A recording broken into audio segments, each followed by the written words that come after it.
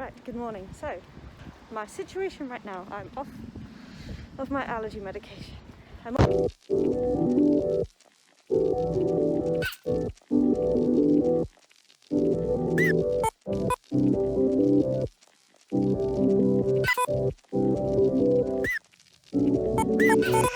my way to the doctor, so I'm going to try and do this before I get there. So basically what's been happening is I became allergic to my medication, and it was like I couldn't really push through it because it was like burning my throat, and then I wasn't able to eat for like hours, and it was just ridiculous. And it's because my pharmacy and all the pharmacies in this area apparently seem to only stock the one brand now. So I've been trying to sort it out and I haven't been able to, and I went through my entire stash. So for the last week I haven't been on any, and it's been a blast. So if you follow my Facebook page, Life Allergic to Cold, it's down in the description as always. I've been posting updates about cold urticaria and how bad my reactions have been in the past week. Because while I could have taken something over the counter that works, Loratadine worked for me for 9.5 years, but then it just kind of stopped and my breathing got really bad. Let's get run over. Cool.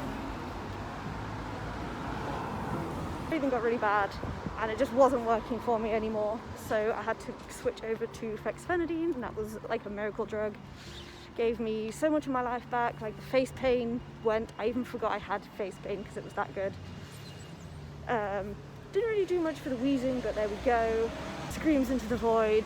I could have just taken Loratadine, even though it didn't really work effectively anymore. I could have taken that or something else over the counter, but I decided not to do that because I wanted to get a baseline of how bad is my cold urticaria without anything. Because it's been a while since I haven't been on any allergy medication, so I wanted to know how it was, and it was bad. So going into the doctors now, so I will see you after. Hey, sorry, got cut off by traffic noises. So my week without any antihistamines at all has taught me that yes, I still have cold urticaria, and it's worse than I remembered it. While I don't have I want to say typical hives, they used to be like big welts and horrible, but I do still, it's just one big welt, hive, rash thing now.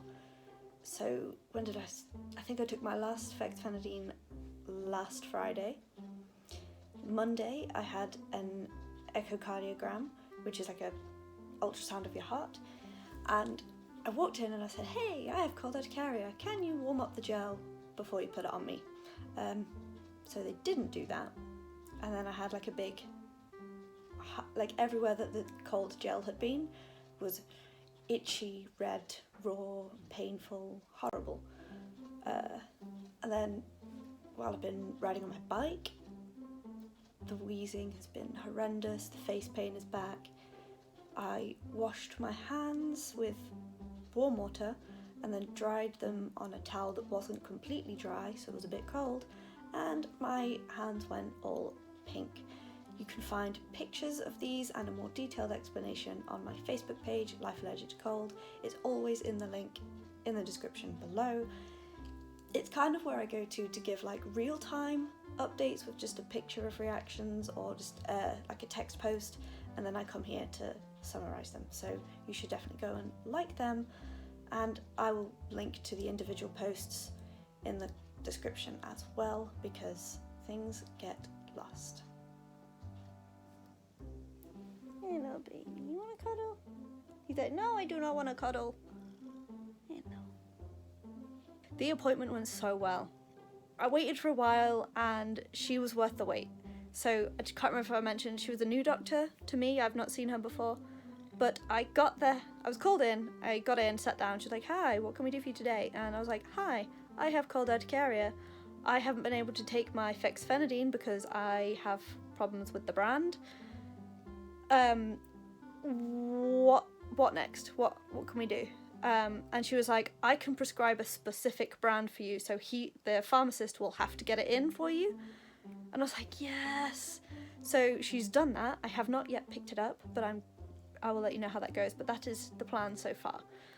And we were talking about how amazing it is, and I went off about like how much it changed my life. It gave me so much of my life back. I didn't have the face pain and stuff. And then I was like, well, it doesn't really do anything for the wheezing, but a lot of people with cold urticaria also have a prescription for Singulair or Montelukast. It is commonly used in asthma, but is also used in urticaria, sniffles, like allergic sniffles, and a lot of people are on it. So I said, hey, I would like to try this for the wheezing, because as good as fexofenadine is, it's not doing anything for the breathing.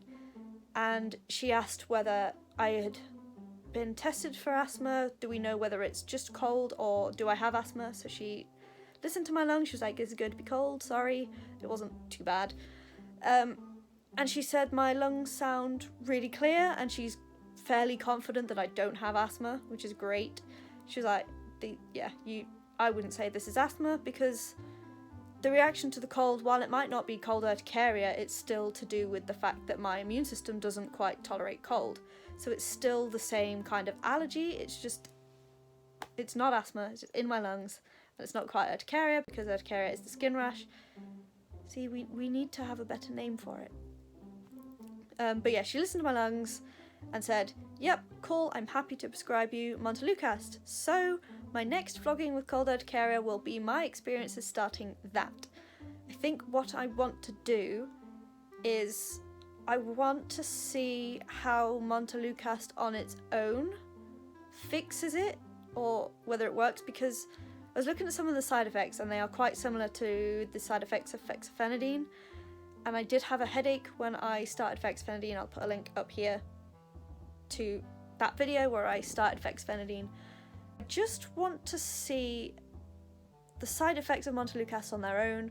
I don't really want there to be an overlap. I want to know whether Montelukast will touch the wheezing, what it'll do for the urticaria, the face pain, all of it. I would just want to see how it works on its own, and then give it like maybe a week. I am gonna, before I start, obviously, I'm gonna look at how long Montelukast takes to kind of take effect, because I don't want to leave it too long now that I have access to my drugs again.